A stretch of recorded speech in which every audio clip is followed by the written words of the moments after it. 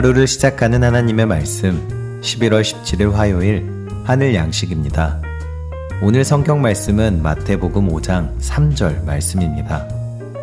심령이 가난한 자는 복이 있나니 천국이 그들의 것이미요. 아멘. 오늘 말씀은 하나님의 은혜를 경험할 기회입니다 라는 제목으로 소명교회 김종복 감독님께서 집필하여 주셨습니다. 간혹 뉴스를 통해 유명 연예인이 극단적인 선택을 했다는 소식, 마약을 했다는 소식 등을 접하게 됩니다. 그러면 늘 웃고 화려하고 부족한 것 없어 보이는 이 사람들이 왜 저런 선택을 할까 하는 생각을 하게 됩니다. 사람은 누구나 무언가의 삶의 기반을 두고 살아갑니다. 그중 연예인들은 대중의 인기에 기반을 두고 살아갑니다. 그런데 어느 날 기대고 살던 그것이 사라지는 날이 옵니다. 그러면 사람은 당황하게 됩니다. 마음 둘 곳 없는 마음의 진공 상태가 찾아오게 되는 것입니다. 마음의 진공 상태.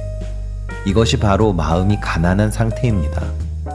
물질이나 사회적 지위, 권력의 여부와 상관이 없습니다. 부자이거나 가난한 사람이거나 상관없이 누구나 겪게 됩니다. 어느 순간 한계를 만나면 마음의 진공 상태가 됩니다. 그 상태가 가장 위험한 상태입니다. 이때 어떤 사람은 삶의 이유를 찾지 못해 극단적인 선택을 하기도 하고, 또 어떤 이는 도박이나 마약에 빠지는 등 허무주의에 사로잡혀 정상적이지 않는 선택을 하고 맙니다. 예수님은 마음이 가난한 사람은 복이 있다고 하셨습니다. 마음이 가난한 상태가 복이 있는 것이 아니라 마음이 가난한 상태에서 예수님을 만난 사람이 복이 있다는 말씀입니다. 당시 예수님의 설교를 듣던 사람들은 기댈 곳 없는 사회적 약자들이었습니다. 심지어 예수님께 얻어먹는 빵 한 조각 때문에 따라다니는 사람들이 있었습니다. 그런 사람들이 예수님을 만났으니 복이 있다고 하시는 것입니다. 왜냐하면 예수님은 만물의 주인이신 하나님과 우리를 연결시켜 주시기 때문입니다. 그래서 하나님의 통치 아래 들어가게 길을 여시는 분이기 때문입니다. 하나님 나라는 하나님께서 통치하시는 곳입니다.